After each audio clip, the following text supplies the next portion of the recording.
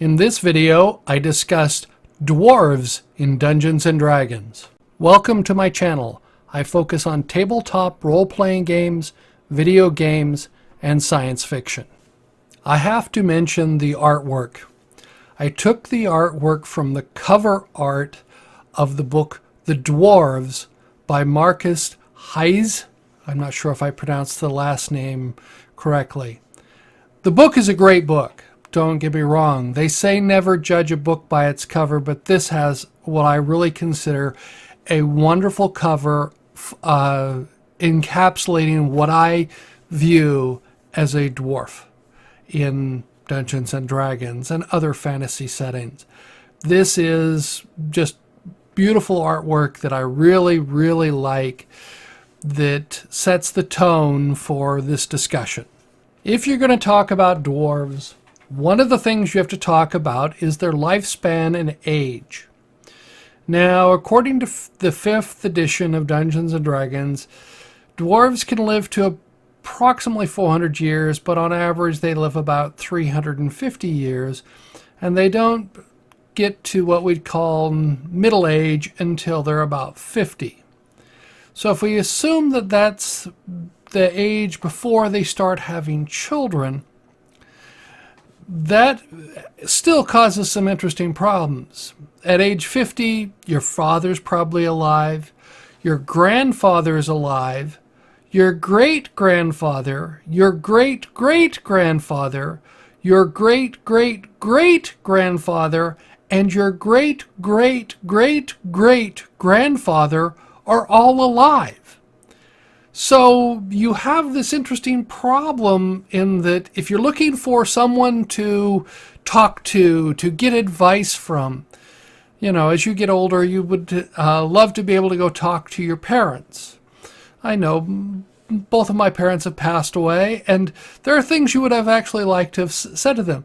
But on the other hand, you'd think about you are the great-great-great-great-grandchild of probably the patriarch or the matriarch in your clan.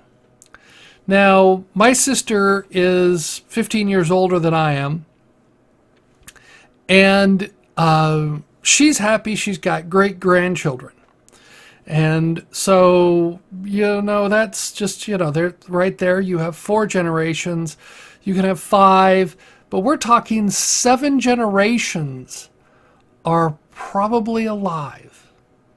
That puts a very different perspective on your family, because it's not just, think about how many cousins you would have, or how many, your family relationships would be massive. So you would know all of those, even though, because it's just there's 7 generations. If they just have 2 children, let's assume you're not increasing anything. Your father and mother had you and a sibling, but they came from, just work it back. That's 2 to the 7th. That's 128 relatives or something.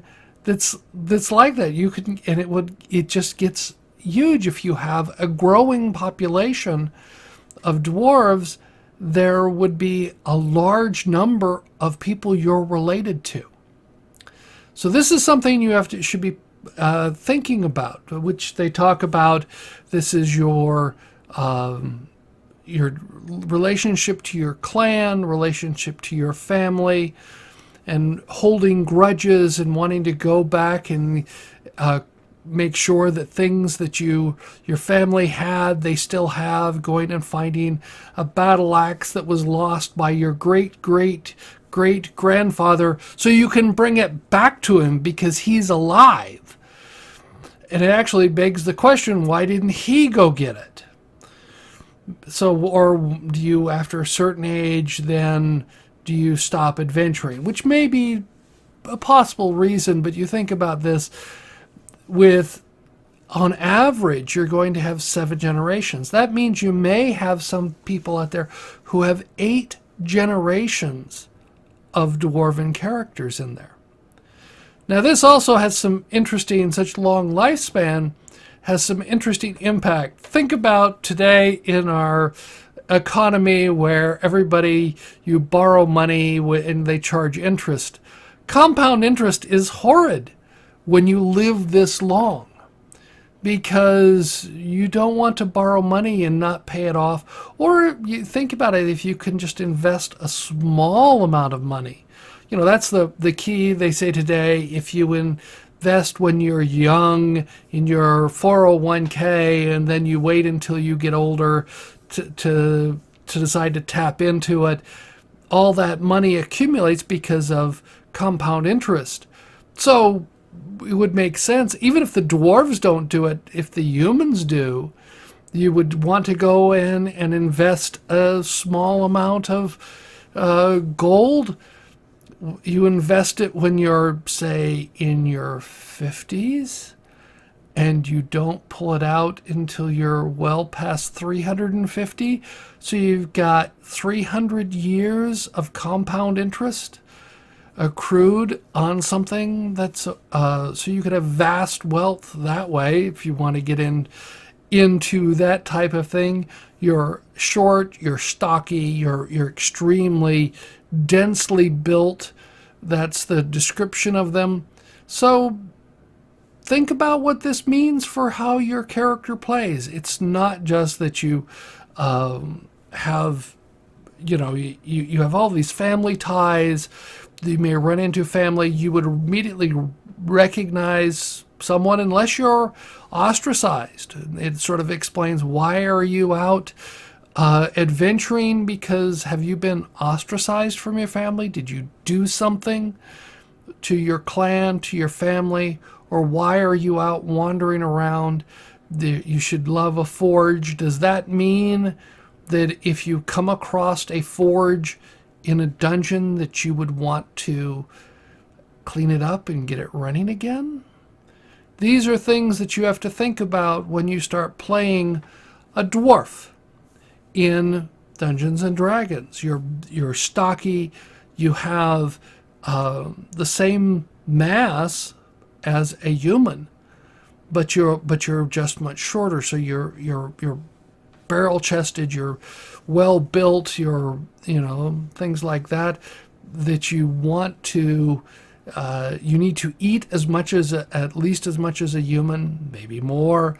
You care for your various things. I loved in the book The Dwarves, they talk about the food of the dwarves, and they talk about the smelly cheese and so on, and various things like that. So if you're going to play your character, think about how that interacts. Because with the food you eat, would that be the same food as humans? Probably not. Would you like different flavors, different tastes, different textures? Would you, you think about your family, and you think about humans where it would be unusual to have 4 generations, where it's usual for you to have 7. So how short-lived they are, humans comparatively.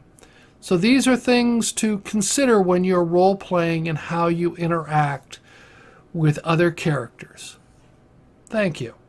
I look forward to learning what you think about this video. Let me know in the comments below. If you like the video, please give it a thumbs up. If you don't like the video, give it a thumbs down. I appreciate both forms of feedback. If you're new here and want to subscribe, you can click on the icon on the left, or there's some links to some more content on the right.